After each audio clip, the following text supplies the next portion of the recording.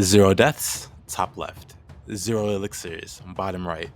If anybody tells you that Nioh 2 is a hard game, tell them to pick up dual swords and just push buttons. It's really that easy, and I hate this weapon for it. Like, tell me why this weapon exists. It has got to be the case that either no one uses it, or all the people that did use it were so good at keeping their mouth shut that it never got nerfed. And well, here I am ratting you guys out.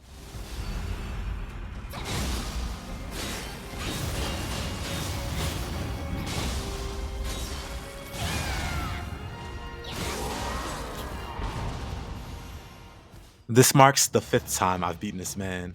I've ran phase with the Takamaru 5 times over the course of this run without dying. 5 times. I've cleared every new game cycle without dying or using elixirs. There aren't any smoke and mirrors. This was a run I did entirely on stream in front of witnesses over the course of 2 weeks. And I did it first try with dual swords. Now, I'm not saying this weapon is too strong, but under the right conditions, it is absolutely broken in a way that no other weapon is, and that it allows you to sleepwalk through the game in a way that no other weapon does. But before I start ranting about that, let me give you a little backstory, okay? So, initially, I thought it would be a fun idea to do a showcase for all the weapons in Nioh. I'd give each weapon its own little video and go, hey, look at the funny things this weapon can do. Isn't that great? You should play this weapon. You should give this weapon a shot. It started, innocently enough, with a video about the spear. And now we're here after like an 80+ hour playthrough of me with dual swords, questioning my life decisions, by the way. The funny idea I had for this weapon ended up with me being on a mission to prove a point literally no one asked me to make. And that's, can you beat the game with these things without dying? I am not a man that properly thinks things through. I just got drawn in by how strong this weapon could be, and I wanted to see how far I could push it. And because I was feeling extra cocky, hey, no elixirs, on the house, extra clickbait. That part there, though, is a bit of a gimmick, for sure. Like, okay, I didn't use elixirs, but there's other ways to sustain your HP. As a result, for some clips, you might see me take some damage, but then heal it back without the use of any kind of healing items. So, technically not using elixirs, but definitely still restoring my HP in some form.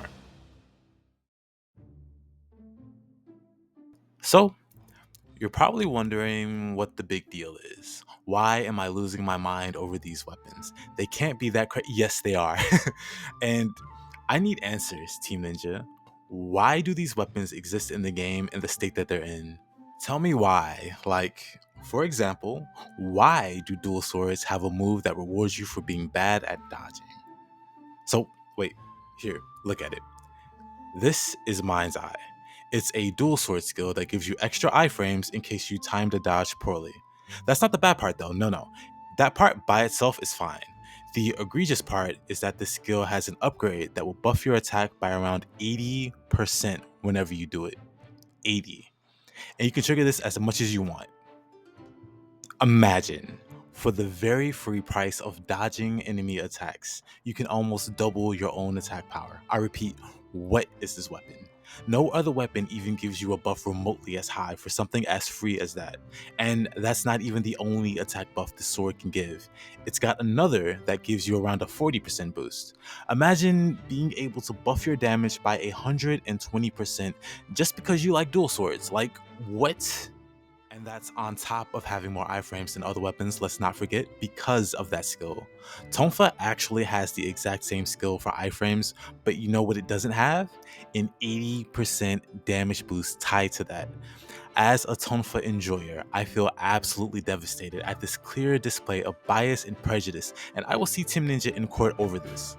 It exists in a properly balanced state for Tonfa, but someone on the dev team clearly likes duels a little too much. But Shape, listen, it's just one skill. No. Firm resolve. Let's read this one together. Firm resolve. Landing an attack reduces the amount of damage you take for a time. This effect can be boosted if you land another attack before it runs out. Basically, go unga bunga. The more you hit stuff, the less damage you take. Easy, right? Very straightforward. At its maximum though, it's about a 50% damage reduction. 50. You legitimately take half damage for as long as you can keep the stacks up, and it's just silly. Mostly because dual swords are a rapid fire weapon, so it hits with the frequency of a machine gun.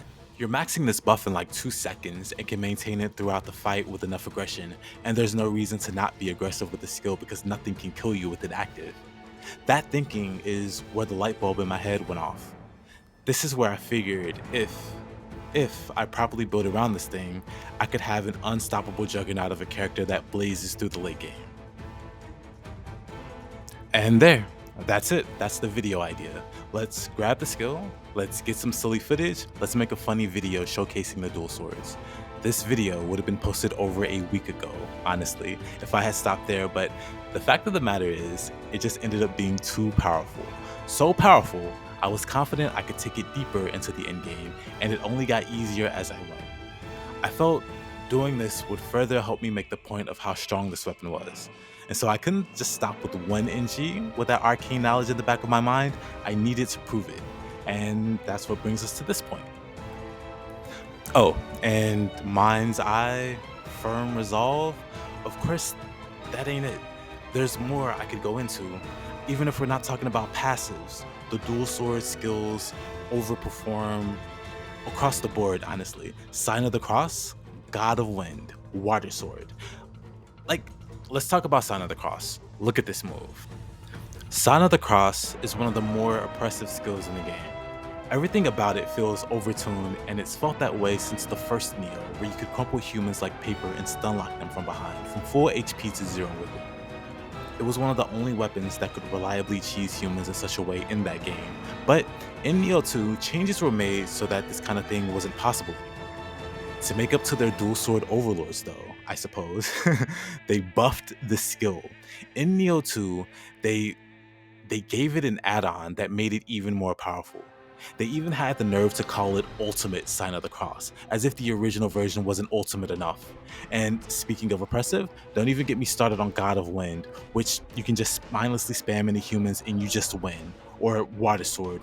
Okay, I like Water Sword. I like Water Sword, so I won't talk smack about it, but those other skills suck. What were they thinking? Water Sword is my baby though. Do you see me blending these guys in the background, by the way? Love the skill. Probably the only good thing to come from this busted weapon. You get the picture though, right? Dual swords are nuts.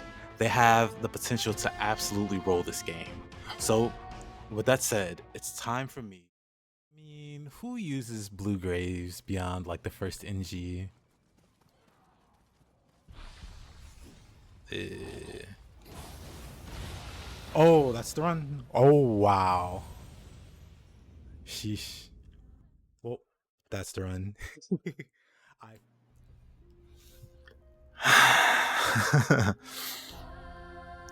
The important thing about permadeath runs is if you die, then that attempt is over. I beat the main story 5 times. I cleared all the DLC too in the previous cycles and cleared up all the DLC up until that point. I was on the final stage of the final DLC right before going into the underworld and doing that deathless so I can brag even harder. This build, this weapon, the combination of these two are unstoppable. I beat the Dragon Ninja, I beat the Bird Lady, I beat the Infinite Hyper Armor Monk, all without dying. I just had this one map left before I could proceed. Nothing could stop me, I thought.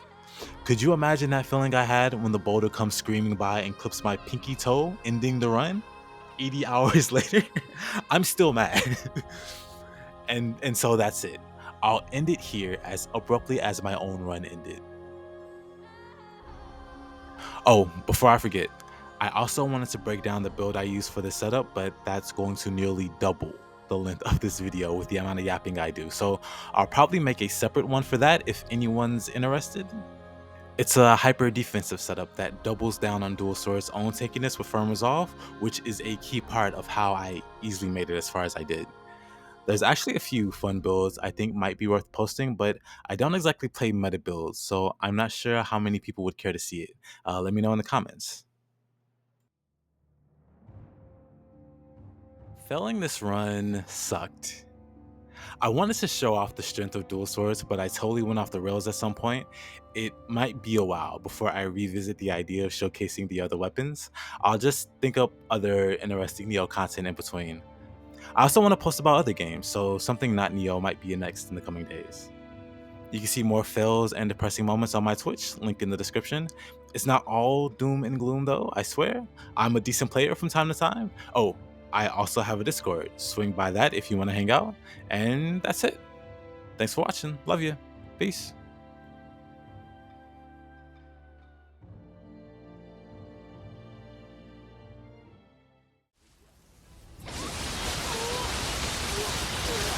I'll take this. Very nice. And again.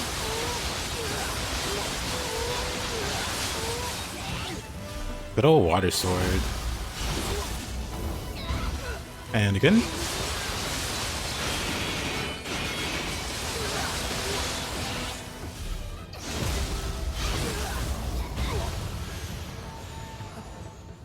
Imagawa Dominator. Sounds about right.